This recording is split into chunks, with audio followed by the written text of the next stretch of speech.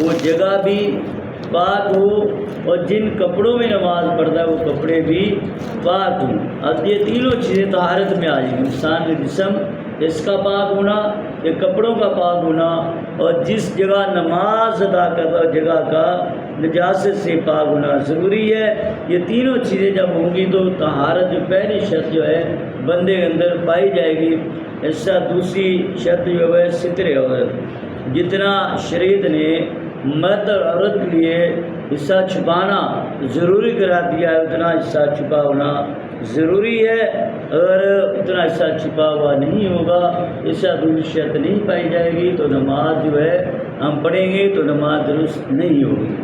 اور تیسری شرط ہے استقبال قبلہ، یہ قبلہ کی طرف منہ کر کے نماز پڑھنا۔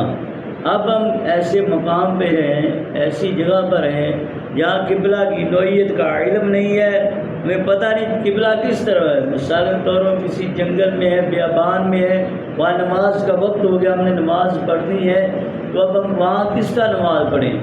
اس جگہ شریعت کا حکم ہے تحری کی جائے، غور و فکر کیا جائے، سوچ و بچار کی جائے، جس طرف آپ کا ذہن مطمئن ہو جائے، ذہن تسلیم کر جو قبلہ ہے اسی طرح منہ کر کے نماز پڑھ لیں گے تو نماز ہو جائے گی۔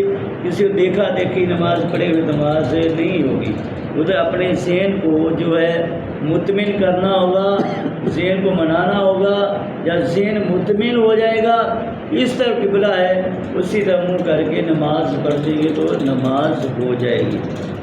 ایسا چوتھی شرط ہے وقت، جون سی نماز پڑھنے کا وقت ہونا ضروری ہے۔ مثال کے طور پہ ہم نے نماز ظہر ادا کرنی ہے، اس کا وقت اگر 12:30 بجے شروع ہوتا ہے، ہمیں 12:29 پر نماز پڑھ دے تو نماز نہیں ہوگی۔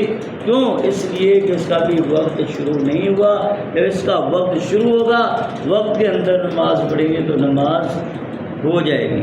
اور پانچویں شرط ہے نیت، جون سی ہم نے نماز میں اس کی دل میں نیت بھی ہو کہ میں فلاں نماز پڑھ رہا ہوں۔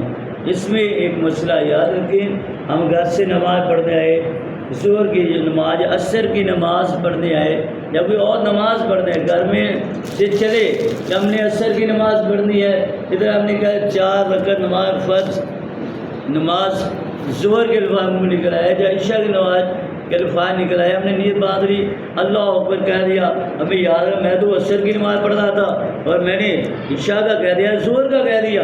اب کیا ہے، ہم نماز کو توڑیں گے نہیں، اپنی نماز کو مکمل کریں گے، نماز ہماری جو ہے وہ ہو جائے گی۔ کیوں؟ اس لیے نیت جو ہے ہماری نماز عصر کی تھی، جو نیت تھی وہی نماز ہوگی۔ اگر ہم نے زبان جائے الفاظ کسی اور نماز کے ہماری زبان سے نکل گئے، ہمیں نماز توڑنے کی ضرورت نہیں ہے۔